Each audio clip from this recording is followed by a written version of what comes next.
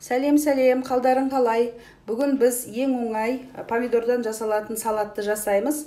Оған керегі бізге әрине бұл помидор, укроп және петрушка. Чеснок туралы да ұмыт кетпейік.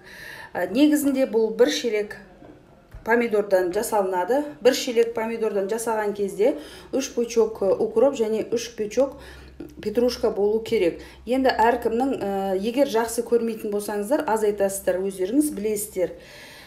Енді біз помидорды өстіп, 4 бұрышты ғып турап шығамыз. Жақсылап жуып алдым, енді тураймыз.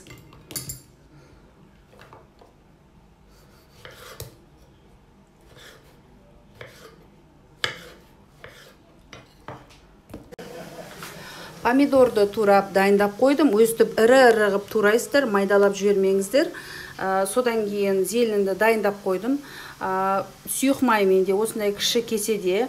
Егер де бір шелек помидорға жасайтын болсаңыздар, онда 200 грамм, болмаса үлкен кесемен құясыздар. Чеснокты қолмен турадым. Өздеріңіз білесіздер. Қалауыңызша чеснокодавкамен, теркамен өткізсеңіздер болады. Зеленді турадым. Шылый майдалаған жоқпын. Бұл піскенде өзі кішіреетінін білесіздер. Қызып тұрған қазанға помидорды саламыз.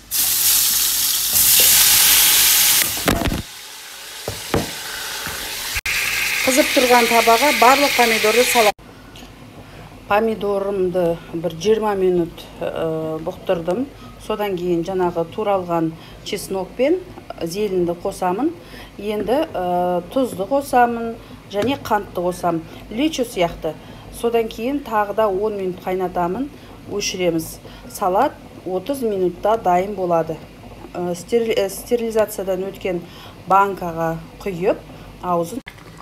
Салатым дайын болуға шақ қалды. Мына жерде менде 1 ас қасық тұз және 2 ас қасық қант.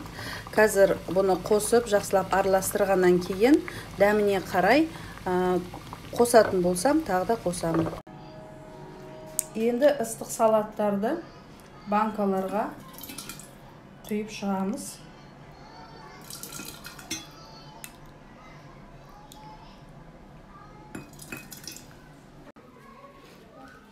Енді әрқайсысына аспиринді саламыз. Бетін жауып,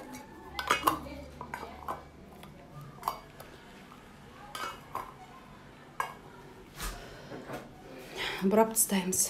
Егерде біреу банка жабатын осындай аппаратты іздесе, осындай алуға кеңес берем. Өте ыңғайлы және ешкімнің көмегіне жүгінбей жауап берем. Банкалардың бәрін жауып тастадым, төңкеріп қойдым. Себебі ауыздарын тексеру керекпін. Ауыздар құрғақ болу керек. Содан кейін көрпенің астына жақсылап орап қоямын. Суығанша 1 сутка тұрса жетеді. Суығанша тұрады. Содан кейін сақтайтын жерге қоямыз. Болды, банка жабылды.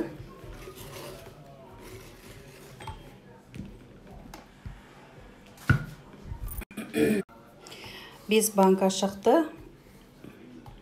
Қазір енді сақтауға қоямыз.